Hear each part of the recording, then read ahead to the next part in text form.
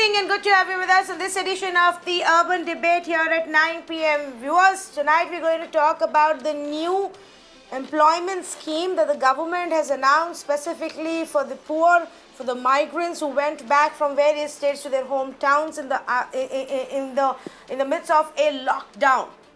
They will need a job, they will need money, they will need government support because they've given up on their jobs in these states and now gone back hundreds of kilometers away. They'll probably not come back so soon. So what happens then?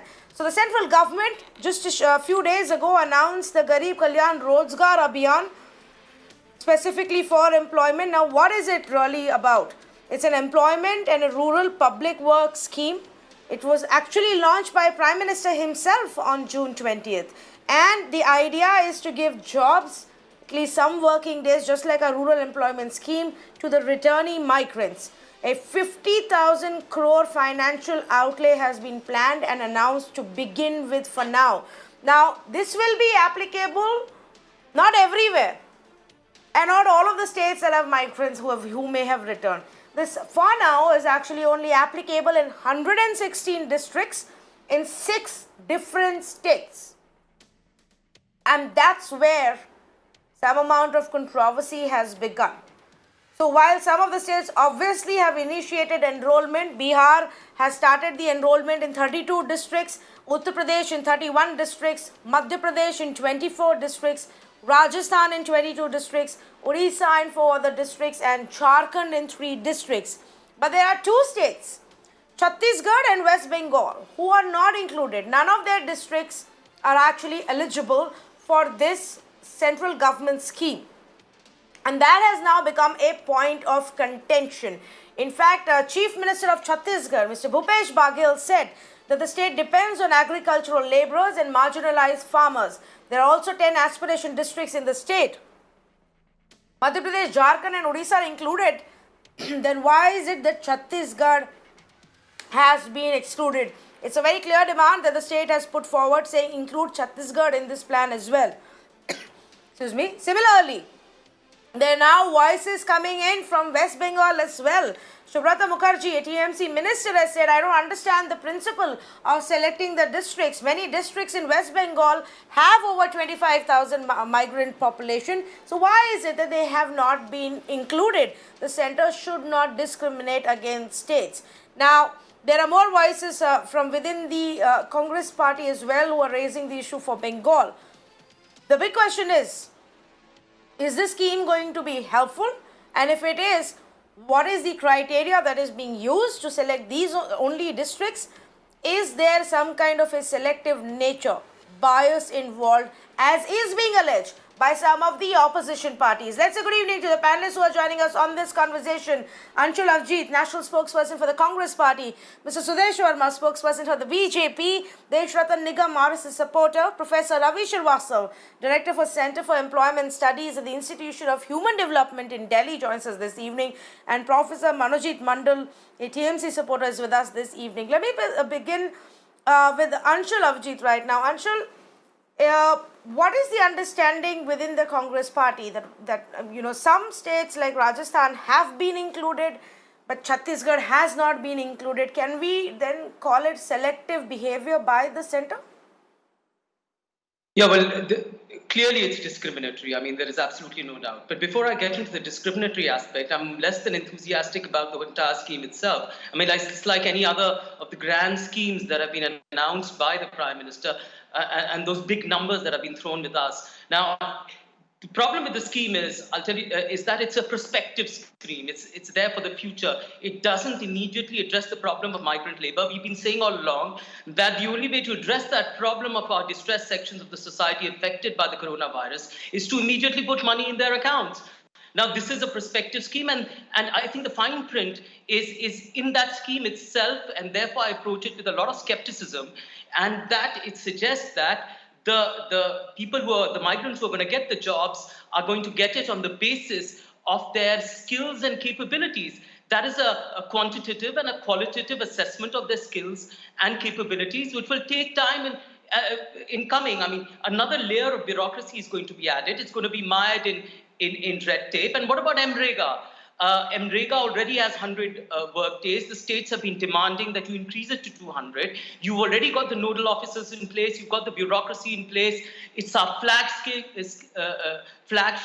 job scheme, which now initially ridiculed by the Prime Minister, but now being accepted, and the fund has also been upped by 40,000 crores. It's over a lakh now. Why don't just expand that scheme? Here you have to deal with multiple ministries. You have to set up an entire bureaucratic structure. I don't know what the scheme is being couched under. It's futuristic. It doesn't make any sense. And then you have this discriminatory nature of the scheme. There is no doubt in my mind that the scheme was essentially launched as a political ploy. It's a singular political intent of that scheme is because the Bihar elections were coming up in November this year, and therefore the inauguration also in Bihar and the whole thing about Bihar. That's how Amit Shah's rally also started. It started with Bihar. He denied it all along that it's a political rally, but of course, make no mistake, we know that what the intent essentially was. A number of features in the scheme are lacking. Of course, we welcome anything that the Prime Minister would do for the migrant labor, but I don't know when it's going to be realized, when the returns are going to come, when the migrant labor is actually going to benefit from such a scheme when you have MNREGA already.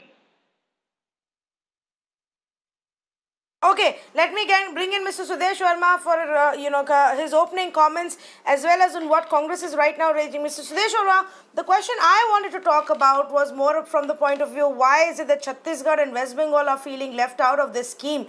But here is the Congress party that's actually first raising a question on the merits of the scheme itself, saying under what umbrella does it come in? What happens to the Manrega scheme then? Is it the same? Is it different? Is it part of that? And how will this actually work? So if you want to begin with that, and then we can get into the details. Yeah, you see, about 25 different schemes of the government of India concerning about a dozen ministries have been brought together, and the money which was allocated to them to spread over a year, that money is going to be spent under this Rojgar Yojana for migrant workers. You know the criteria. Criteria has been fixed that one district should have a minimum of 25,000 migrant workers, and that is how all the states were asked. Sadly, you see, Congress ruled state Rajasthan is also there, Jharkhand is also there, which is governed by Congress and its allies, and so is BJP run Odisha government. So there is no political aspect to the whole process. If the state government doesn't respond to the request of the central government, we have seen that in other schemes also, like, for example, West Bengal. They have not responded to the schemes which are being implemented all across, but West Bengal is not doing. I'm talking of 6,000 rupees being paid to every farmer. We talk of Ayushman scheme that also is being made a part of the politics. So leave aside that also, but it was open to everyone. And they should have given a list of the districts which has 25,000 more migrant workers. And those states that gave, the scheme has started, and they have said that they should be included. If that becomes the part, it's fine. The central government won't mind that. But at the same time, you see, you must appreciate that it is a focused program. A special purpose vehicle has been created for this.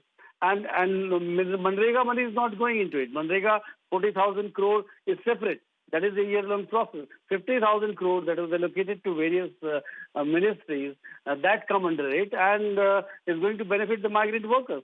Nobody should have reasons to complain. If you want to do politics, you can go on doing it. But we have to take care of the migrant workers because this is the time, otherwise they would have been busy in cities. Now they can't go because of Corona. Mr. Sudesh Verma, Mumbai, they can't go to let me ask you this one more time because...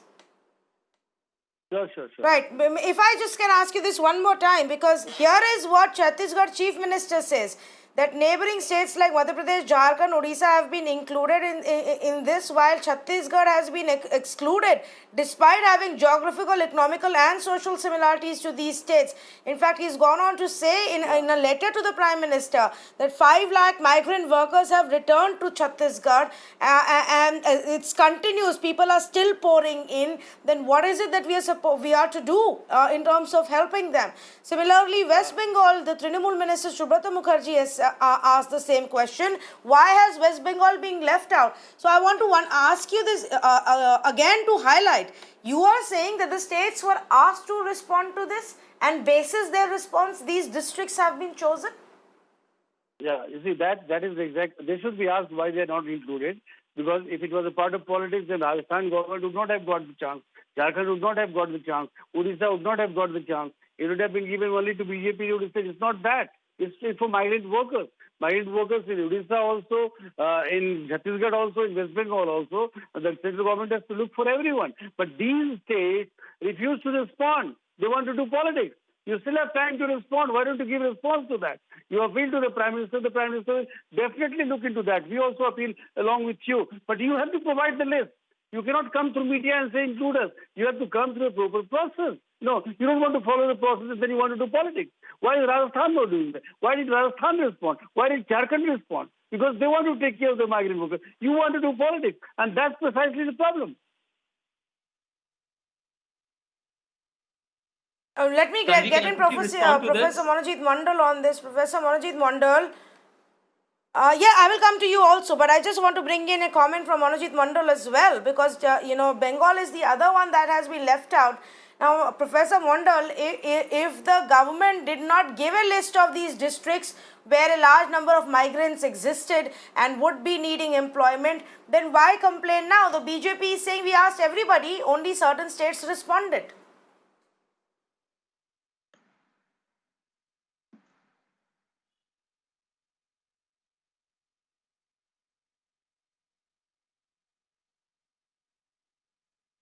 Professor Monojit Mondal, can you hear me? Good evening. Yes, hello.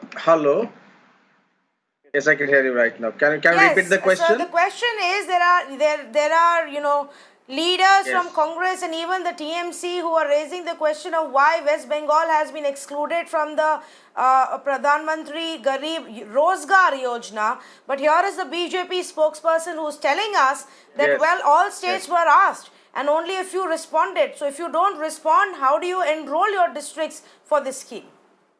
I mean, how can one respond? These are given thing in a federal structure. The information has been given to the center. All the central governments know that there are about 11.5 lakhs migrant laborers for which you should have this scheme. And when you wanted to send the teams to Bengal, did you inform us? You did not. Without informing us, you sent 2 teams to Bengal to inspect how many cases are there in Bengal. You anticipated that there would be more than 1 lakh cases. In fact, one of your spokesperson said on television that the Bengal is suppressing the data. There are 1 lakh corona cases in Bengal. You didn't ask for our information at that point in time. Professor we are Mondal. Till now, yes. Professor Mondal, this is a different issue, and here is the BJP saying all states were told. Only for few states responded. Those who did not make it to the list. That the state government was told. This is absolutely wrong. All the informations are there with the central government. They know how many migrant laborers are there and in how many districts. More than 25,000 migrant laborers are there. I can tell you there are 10 districts which have got more than 30,000 migrant laborers. In fact, one particular district in North Bengal, it has got 1,25,000 migrant laborers. Now, even if we then want to meet the criteria, they should have easily included the state of West Bengal in the list. It is a deliberate attempt by the central government to ignore West Bengal, to not to include them in this particular scheme. And this is nothing new. Even regarding the Amphan storm, that only 1,000 crores have been given. When the 1 lakh crores information was given, the estimation was given by the state government, that was given in writing. What about that, Tanvi?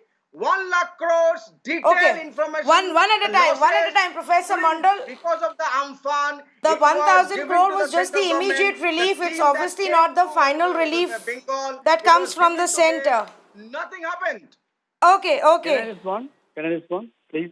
Okay, point. Let me. No, Mr. Verma, wait a minute, because I'm sure Congress wants to add to this as well, and then you can respond to both of them before I go to other panelists. So let just Anshul Avijit also make his point, and then you can respond to both. Yes, Anshul. Well, very quickly, of course, this is blatantly discriminatory, but this is just the kind of bureaucratic politics, Tanvi, that we have seen throughout the beginning of this corona crisis. In UP, they asked us to show the list. In Maharashtra, again, it was the idea of the list. Why on the train going? The lists are not being shown to us. Here again, when the number of migrant laborers is known to the government, in fact, they must be having the figures. They should be having the figures. If they don't, then they should be held accountable for that. And then they're asking for the list once again. Now, the whole process is in being embroiled in a discriminatory way, taking the refuge in bureaucracy to play out the politics. And this is going to happen to that scheme as well. It is just going to end up enmeshed in red tape, and no migrant is going to get benefit from the scheme. It's been discriminatory. Mr. Bhupesh Baghel has said it. There are cries that are coming out from West Bengal, which have so many migrant laborers coming in. About 10 lakh have already come in. These are the figures. And you don't have a scheme for that. It's really astonishing. I don't know where the BJP is going with this. If this is how they're going to play the politics at the time of coronavirus, then, well, we are But how is it politics when Rajasthan is getting it? And, Jharkhand, where your ally is running the government, is getting it, but not Chhatisgarh. So how is it politics? What is this figure and this cap of 25,000 per district? When you have states like Chhatisgarh, where 90% of the people are either employed in agriculture or migrant labor working elsewhere, they've all come in. 5 lakh people have come in. So that is a good point. That is a good point. That is a good point. Let me take that. Mr. Sudesh Verma, I don't think there's a point in really going back and forth about who is speaking the truth about whether the states were asked or not. Let's talk about this. Let's talk about the fact that the criteria is 25,000. What has happened to Ayushman Bharat scheme in West Bengal? Go ahead. Deprived the people of West Bengal from getting the benefits of such a good health insurance scheme. The poor people are suffering. Still, they can't benefit from Ayushman Bharat because the state government has a different take. What has happened to the farmers? Lakhs of farmers are there. Online registration, directly they have done only 6,000. And the state government doesn't want to implement that. So you want to, have a wedge against the center, and we have said that the country is governed by a process, isn't it? It's not a banana republic that you say that there are 10 lakh migrant workers. So 10 lakh divided by district, is that the way to calculate? No. So you have to give a list. You have to give a list of districts and how many migrant workers are there, fit in the criteria, tell the central government. If the central government discriminates on that basis, then you can say you have not got. Why Rajasthan has got? Why Jharkhand has got? Jharkhand doesn't have a BJP there. Your government is there along with allies. Hemant Soren, JMM, and Congress and other parties are there. BJD is there in power in Odisha. Why should we discriminate? Central government doesn't have an axe to grind. It's a federalist structure. But if you want to do politics, don't respond to the letters, and then you come on TV and say that, no, this is politics. Then sorry, this is not the way the country runs. Can I come in? Okay. I don't want to, no. Please, can I just go to two more panelists and I will come back to you. I haven't yet gone to two very crucial panelists on this debate. Mr. Deshratan Nigam, even if we keep aside the fact on whether the states were asked to respond or not respond, and let's talk about the criteria. Finance Minister said that, districts that have more than 25,000 migrants have been, enrolled into this scheme. Now, does that criteria sound fair to you, where states with 5 lakh migrants have been left out for maybe the reason that they didn't have districts with this kind of a size? Let me first tell you, within the very same states where the 116 districts are there are a large number of districts where there are migrant workers population, and those districts have been left out, and that is the duty and responsibility of those states to take care of the migrant workers in those districts. It is not that all the districts of those states have been included. So that logic does not work, whether it is Congress or TMC that they are trying to parade. In a federal structure, it is the responsibility of both the state and the center to take care of the people, primarily of the state government, and the central government is coming in to help.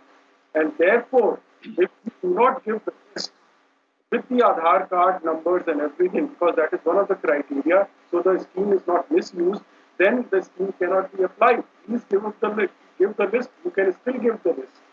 Therefore, there is no discrimination discrimination. Rajasthan is also there, Jharkhand is also there. And just to come on the television channels and to create all kinds of things, this is in addition to Manrega. Manrega will take care of the others in other districts and other employment opportunities.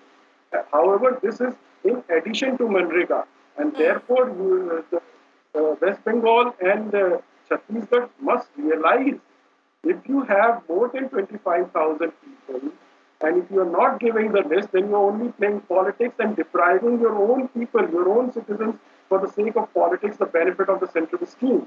So therefore, please don't do it. And if you recall, West Bengal didn't want their own migrant workers from Maharashtra, where they have maximum migrant workers. They did not even request for trains. They said it will spread pandemic in West Bengal. So a lot of West Bengal migrant workers are still stuck up in various states. They did not want to take them. So it's a very nebulous state of affairs in West Bengal. It's a matter of record. Mamata Banerjee clearly said they don't want migrant workers from other states. So you can understand what kind of politics TMC is playing now.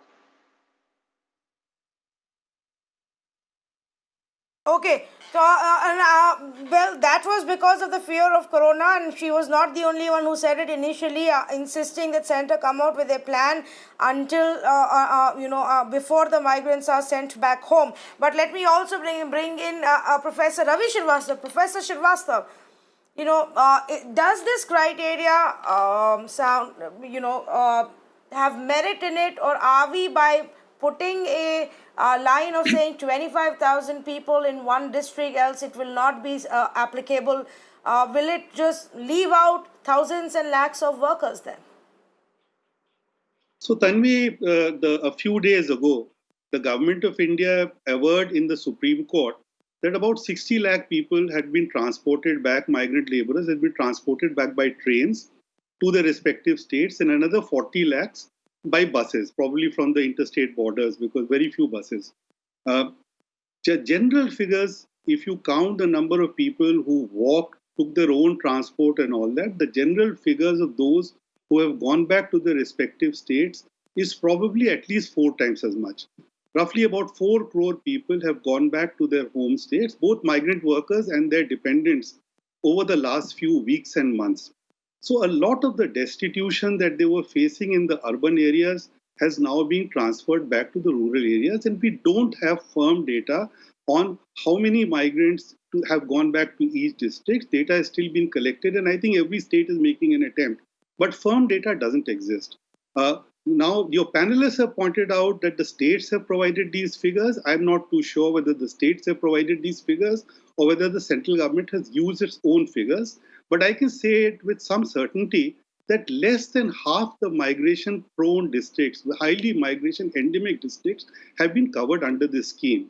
So as Mr. Nigam pointed out, a large number of very migration-endemic districts in UP and Bihar, leave alone the other states, have also not been covered. And I think we need a very strong rationale why these districts should not have been covered, or why data, which is so scarce, certain data, should have been used as a yardstick. Because if you look at the migration data, and I've been looking at it now for many decades, it's absolutely clear that 8 states are migration endemic states. West Bengal, by all criteria, is state number 3. Chhattisgarh also ranks very high among them. And of course, the other 6 states which have been included. But the criteria, why have 3 specific districts have been included only in Jharkhand? Whereas, even if you go by their helpline data, the data show that a large number of other districts had far more migrants. Why, for example, Bolagir should be selected in Odisha and now not Noapada, which is known to be a very migration endemic district. So I think there are problems there, problems in an approach of selecting a few districts. I think it should have been, left to the states or whatever, and a scheme should have been formulated with the help of the state government to deal with the migrants. That's number 1. Number 2, I think your panelists have correctly pointed out that this is not a scheme. Basically, existing schemes and existing funds are being converged and front-loaded to provide something. And I think conceptually, this is a good idea. Now, which schemes are being converged is not very clear, because some very small schemes have been mentioned. Some 6 or 7 very small schemes have been mentioned. The larger schemes are probably the National Rural Livelihood Mission, the Prime Minister's Awas Yojana, PMGSY. Our colleagues, the panelists, have pointed out that Manrega has not covered, but if you look at the list of works, then 13 of those works are covered by Manrega. So I think the anticipation at least is of dovetailing Manrega with the other schemes. Conceptually, the idea that you dovetail different schemes, converge different schemes, front load them in a situation like this is a good idea. But no additional funds are being brought to bear. All that is being done is that we're spending money, front loading, spending the money, which is a good idea. But let me come back to what the first panelist said. The first panelist, I think, correctly pointed out that is at this juncture, the best way of helping the economy and these migrants was to put money in their pockets by spending additional money. And this is something I would still ask your panelists and the government to think seriously about. We are in a deep crisis, not only the migrants, the economy. And this is the only way we can help aggregate demand. Now, the schemes themselves will take time for the mechanisms out. It's very difficult, even with convergence, to spend a great deal of this money in the next 4 months. And we have a great deal of destitution in the rural areas where the migrants have gone back. So I think conceptually, some ideas in the scheme are good. Yes, I understand what you're saying, Professor Srivastava. In fact, I do agree with you, but I think the government has made it very clear that they are not of that view of directly, just giving out this money which is needed for immediate news, apart from what has been announced, whether it's the direct transfer to their bank accounts or the free ration that is being given. And so now they're looking at this scheme. But let me take the other points that you raised and other earlier panelists raised and take it back to Mr. Sudesh Verma. Mr. Sudesh Verma, then the question comes down to this. How is it different from the rural employment generation scheme that we already had? Why did we feel the need to have two different schemes if the second scheme wasn't even going to cover all the migrants? You see, I told you in my submission that this is a special purpose vehicle which has been created, and 25 different schemes of the government of India, which is job which create job and which need infrastructure development of 12 ministries have been brought under it, and that is how infrastructure would be created in rural areas. If you talk of Manrega, Manrega is for all across the country. So everywhere, it's not that Manrega money will not be given in these states. This is a special scheme brought for only 116 districts. We are not saying that out of this 116 districts, there will be no destitution. No, not correct. But 116 districts have been identified.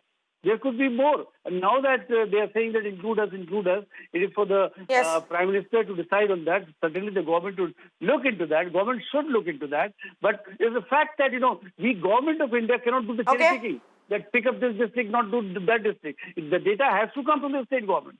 The state government has to say that these are the districts which are more destitute, and if you include that, that would be better. This is how administration, this is what my humble appeal is.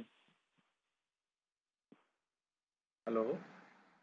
Okay. Mr. Deshratan Nigam, then do you agree with this fact that maybe the scheme needs to be extended to more cities, more districts and more states, both West Bengal with over 10 to 11 lakh migrants and Chhatisgarh with over 5.5 lakh migrants also deserve to be part of this scheme, and more districts even in Uttar Pradesh or Bihar need to be looked at?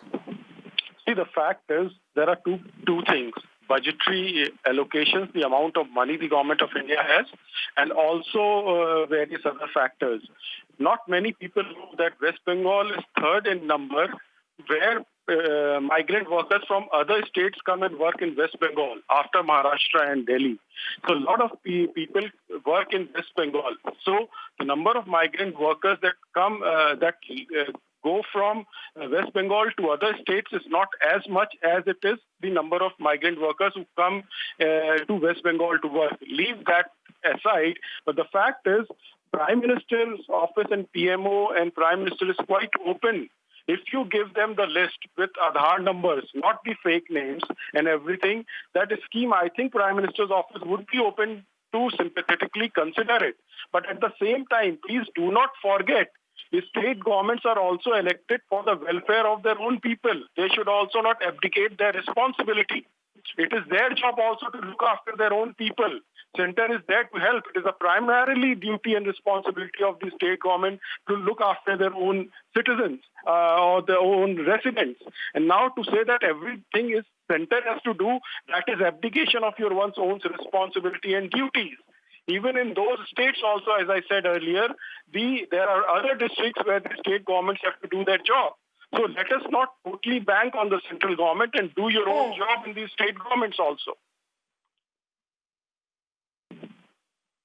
No, I completely agree with you. The state governments have to do their job. It's not the completely center's responsibility. Those who don't come under the scheme still have the option under the Manrega scheme. Some of them will probably just go back to the states where they used to work earlier, whether it's Tamil Nadu or Maharashtra, Kerala, Gujarat, wherever.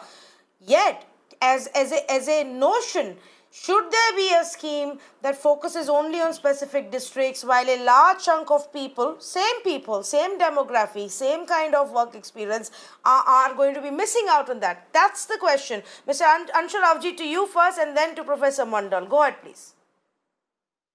No, I want to reiterate my first point that if the Prime Minister was so shaken and so moved by the plight of our migrant labor, why did he get money there in the first place? Now, if that's not his policy, then my second question would be, okay, this is a sensational scheme on paper. When am I going to see the first migrant labor, and how many am I going to see? How many of them am I going to see them get jobs as quickly as possible?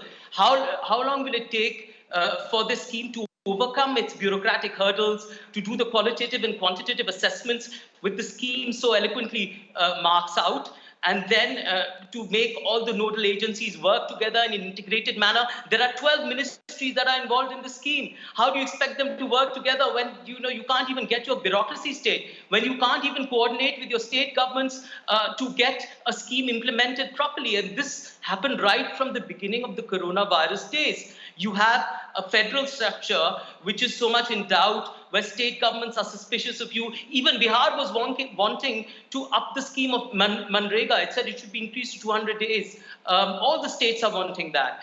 I'm okay with schemes being rolled out.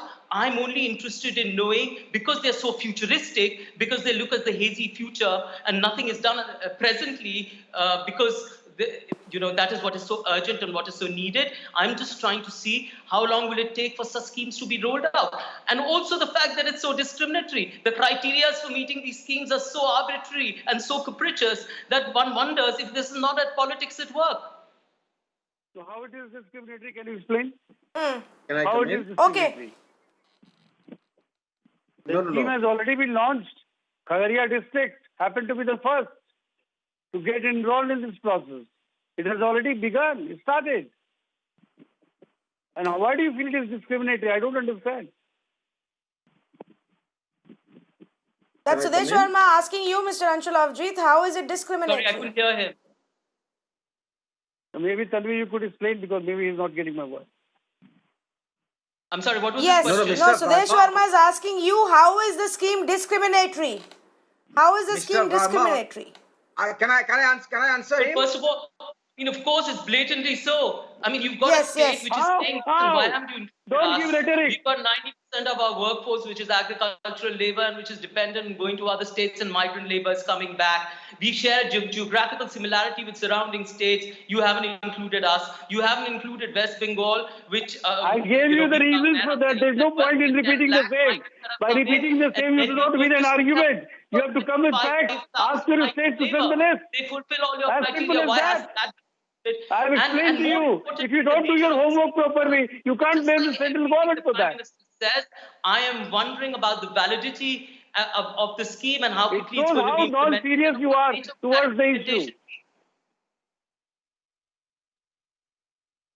Okay. Last comments from Professor Mondal before I wrap this up. I'm already over time, but yes, Professor Mondal. You see, you have not given me enough time to rebut him. We're talking about Bengal without having any information, and he is castigating us like this. And from the very beginning of the corona crisis, Bengal has been discriminated against. When you sent him, you did not send to Gujarat. Only after our protest you sent to Gujarat, right? Like this one, first of all, the criteria itself is arbitrary. 24,999. If any district has got this number of migrant laborers, they'll be deprived of this. What kind of a scheme is this? I don't understand. What's the difference between 24,999 and 25,000? Enough. You should have rolled this scheme for all the migrant laborers across the board. If you have got the money, and here, mind you, Mr. Verma, migrant crisis is primarily created by the center, and it is the responsibility of the center. Primary responsibility lies with the center. Even that is as per the Constitution of India. From the very beginning of the crisis, all the economists have been telling you that put money in their pocket. Gentlemen, my apologies, gentlemen. I am completely out of time, and I am also not able to understand anymore. Professor Mondal, I can understand where you're coming from, because the migrants of West Bengal will not get the benefit, but maybe it is up to the state government to take it through the proper channels and find out if actually the center had asked them for enrollment and they didn't respond, because that's what the BJP is claiming. Viewers, fact of the matter is that perhaps there is a need to extend the coverage and the financial outlay. If not, then help us understand why is it that we are making this separate category than from the existing rural employment scheme, which already exists, and then saying, well, this is only for a few of the migrant workers but not all. In that case, maybe the states need to relook at their plans. At the end of the day, what is important is what we've been highlighting here at Mirror now again and again and again, and that lakhs of these people have given up on their jobs because there are no jobs in the cities when we went into a lockdown. They have not earned any money for the last 3 months. They have somehow traveled, walked, cycled, pedaled, and made it to their hometowns. They will need employment. They will need government support, state and center. And it is our responsibility to ensure we do that, at least until they can come back to the cities and pick up the jobs that they had before COVID hit us. I am glad the government has some kind of a scheme that has been designed, but I only hope it actually reaches the people who it is meant for. Even if it is just 1/3 of or less than half the days in a year, they at least manage to earn some money and have some source of livelihood to exist, to survive, to feed their families in times of a pandemic. Thank you to all of our panelists for joining us on this conversation.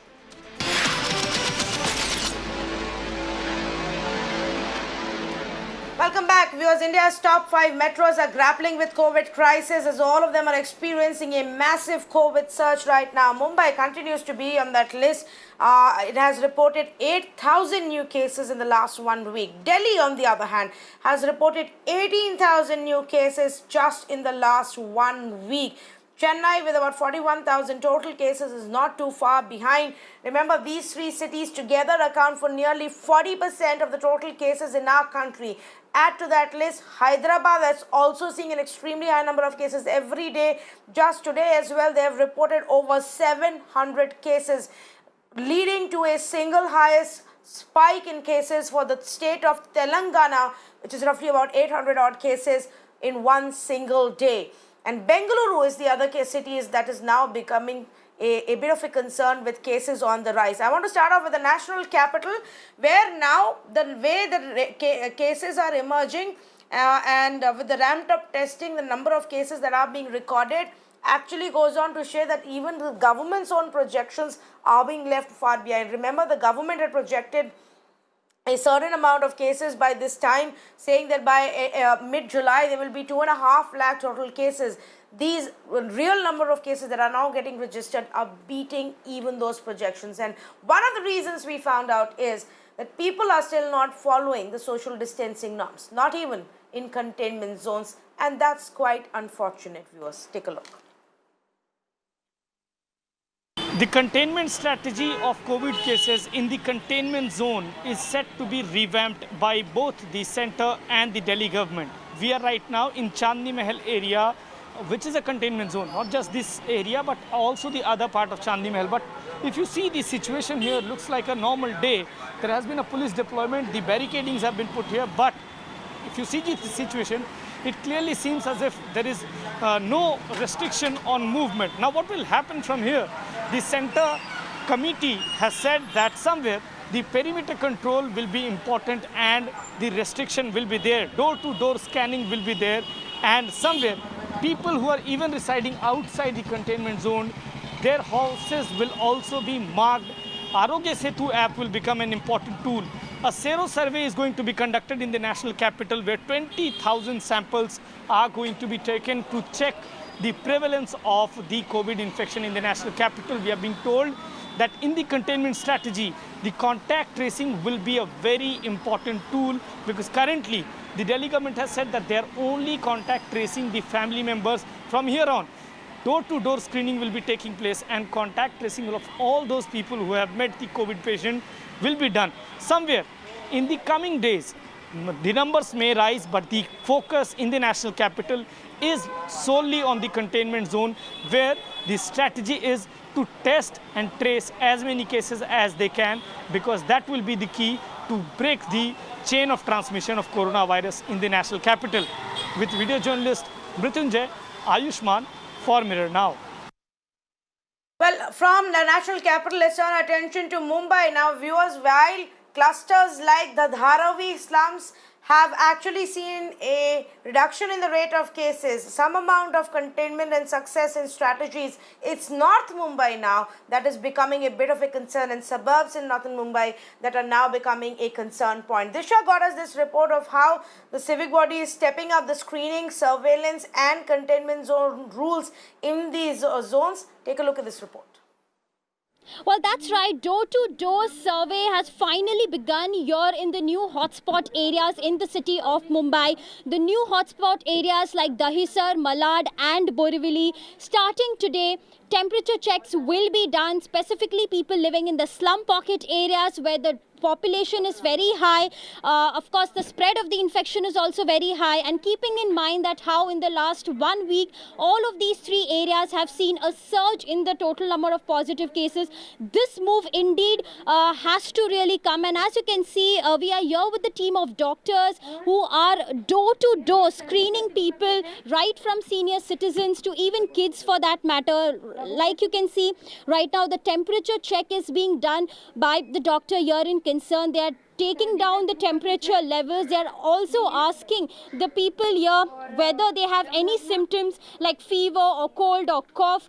Apart from that, of course, oxygen is something that the team of doctors are also monitoring the saturation level as we speak, because it's in a COVID, saturation is something which is very important. The level should not really go below 92 or 95 is what the team of doctors say. So if they have the oxygen level or saturation level very less, then they can be referred for further testing. So here you can see how door to door this thing has started in this particular slum where we are, which is called as the Ganpat Patil Nagar slum. It has over 50,000 population, 10,000 houses, and BMC is also maintaining the record of the people who are being screened as of now. Just outside this particular lane as well, this particular slum, they have also set up a mobile van, so that if any symptomatic patient is being found, they can actually take them there and do the swab test there itself. Apart from this, they are also looking at, quarantining more and more people, because as you can see, it's a slum area. Behind every one positive patient, they will quarantine at least 10 to 15 close contacts. So this is how BMC feels it will help further in the spread, to curb the spread of the infection. And BMC feels that this worked really very well in an area like Dharavi, which is now seeing a decline, because initially they also started door-to-door campaign, and you can see how densely populated this slum is. And not only here in Dahisar, but in other areas like Malad and Borivali, which have seen sudden spike, there also BMC has started this door-to-door campaign, which of course they will conduct this for the next 2 to 3 weeks until and unless the entire population of these three areas are not covered. Well, in fact, not just Mumbai, but even on the outskirts of Mumbai, what still forms part of the MMRDA, the Mumbai Metropolitan Region, there are some parts which are becoming now a big concern. In the Mumbai Metropolitan Region, 15,344 cases and 763 deaths have been recorded. Keeping the situation in mind, Vasai Virar Civic Body has announced a 14-day lock period for 18 specific areas within that zone. The lockdown has been implemented in areas like Walif and Pelhar, and only essential shops will be open here. In fact, we again decided to go on ground and check what's really happening. Why is there a sudden spike in cases? Is it linked to unlocking? Are people not following norms? As we've discovered in Mumbai, as we've now discovered even in Delhi, and we'll show you some reports even from Bengaluru. Police in Virar had a tough time, viewers, controlling a crowd as people kept moving freely from in Gandhinagar Chowk, a containment zone which is in this district. I want to bring out this report that one of our reporters got for us from the Virar area. Take a look. After the order of Vasai Virar Municipal Corporation of a complete lockdown for next 14 days in 18 areas of the region, finally there is one place where the implementation, at least the effort of the implementation is being done. This is Gandhi Chowk area in Virar, and you can see that here proper barricading is there. In fact, cops are also here, but what is lacking here is the discipline on the end of the people here. Cops, of course, are here. They are checking the vehicles. They're asking people why exactly they are moving from one place to another. They are trying to stop them also. But clearly, discipline at the end of the citizens is something that is absolutely lacking here. People can be seen arguing with the cops, trying to make their way out.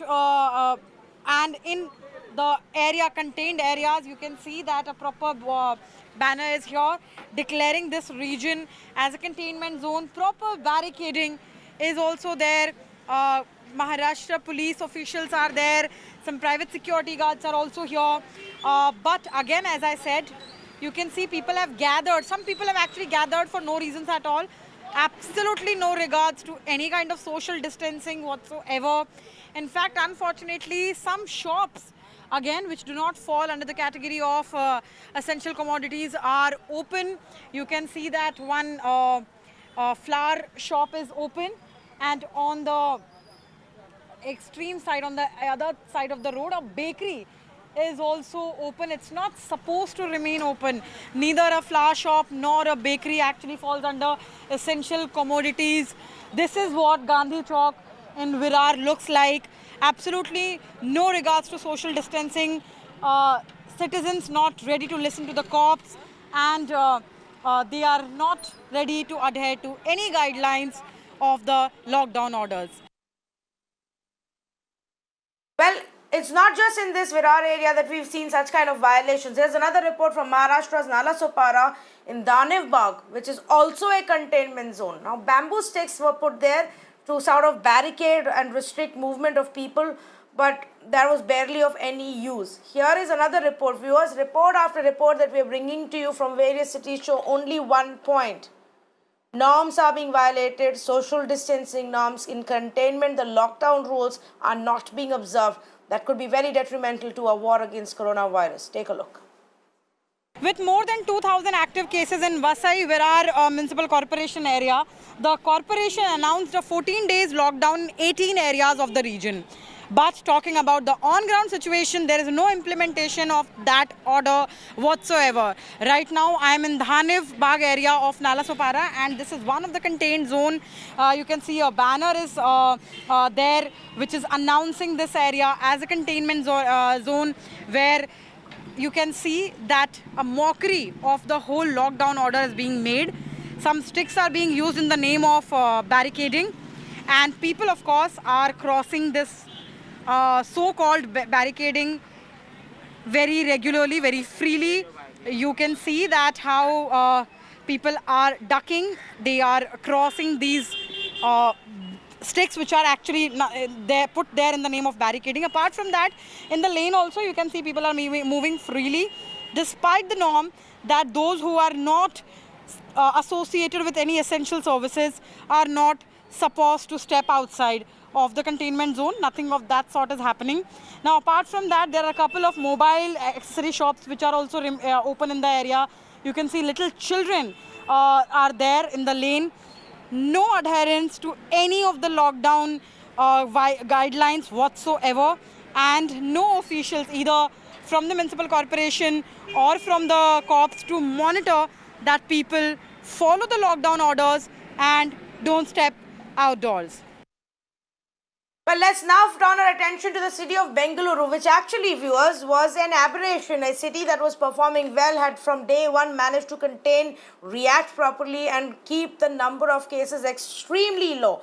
But now we are seeing day after day the cases spike in Bengaluru to the point where the Chief Minister today himself held an emergency meeting to decide on what steps have to be taken in curbing the spread of infection here. Now, as part of those decisions, apart from stepping up vigilance, apart from stepping up containment measures, even saying that they will book violators who come out of their home quarantine when they're not supposed to, we also found out that again, maybe because people in Bengaluru were not used to high number of cases, had forgotten about corona. In marketplaces, crowded areas, there was just no social distancing. Now these crowded markets will be shut down for 2 weeks. Neha Ibale was at one of those locations. Here is a report. We're at the KR market. I'd like to start by showing you, the reason, of course, we've gotten up on the flyover is to show you an expanse of where the areas will be locked down or sealed. This right here, what you're seeing are, in fact, vendors, the street vendors of the KR market. This is, in fact, the common market area junction where you have a bus stand, where you have the vendors, where you have, also, of course, going forward, you have some religious places as well. And even on this side, this main road that you can see is, in fact, the Avenue Road, a very popular road that, sees a footfall of thousands of people on a daily basis. So this will also, be completely locked down now. And even the market now, on the left, the neighboring market area as well, will be completely shut down. Now, while this is about the KR market and the Avenue Road, we're also looking at, areas like the Chickpet, Kalasipalya and, other areas as well that have emerged as clusters because of a spike in the cases in these areas being completely shut down. It's also important to remember that these areas were earlier closed or were earlier sealed down. This entire market area where operations had come to a complete standstill till about a week, 2 weeks ago. But since the unlock happened, we've seen these markets being opened up. Those barricades that, you can actually see are from the previous lockdown, are from the previous seal down. And now this will again be brought back in full force is what we're understanding, that the government has decided to, take precautionary measures in order to ensure that all these people you can see who are not maintaining any kind of social distancing, who are going on with, their daily usual activities, will in fact, now have to stay indoors. It's not just this area that you see, but even the surrounding areas, will in fact have to see a complete seal down starting Tuesday. Now, how effectively will this really be implemented on ground? That is what is going to be the decider for these clusters becoming non-clusters. Well, let's quickly go across to Pramod, who's now joining us from Chennai, a city that has gone back into lockdown for a period of almost 11 days. Pramod, what's the latest? How is Chennai faring now? Well, we can simply say that Chennai doesn't look good in any way. In fact, the entire state of Tamil Nadu, as we have 2,710 cases reported for this day, still another highest number of cases reported for 1 day. And yes, the lockdown has been implemented in 4. Now it has turned into 5 districts, including Madurai, where lockdown will start, total lockdown will start from tomorrow. So it seems like the state government is trying to take desperate measures to bring the situation under control. But on the other hand, the infection is still we can see a lot of people turning positive for it, and the death toll also unfortunately is rising, and we are inching towards 800 deaths in the state of Tamil Nadu. So it definitely is a difficult time, but I could definitely say when it came to Chennai, people for the day, at least we saw them actually abiding by the rules, and not much people were venturing into the roads because everybody are now taking it seriously when it comes to corona. All right, let's wait and watch and see how Chennai really handles the next 2 weeks. So it's going to be very crucial in curbing the infection there. Thanks so much, Pramod, for joining us. Well, with that, we're completely out of time on this edition of The Urban Debate. Thank you so much for joining us.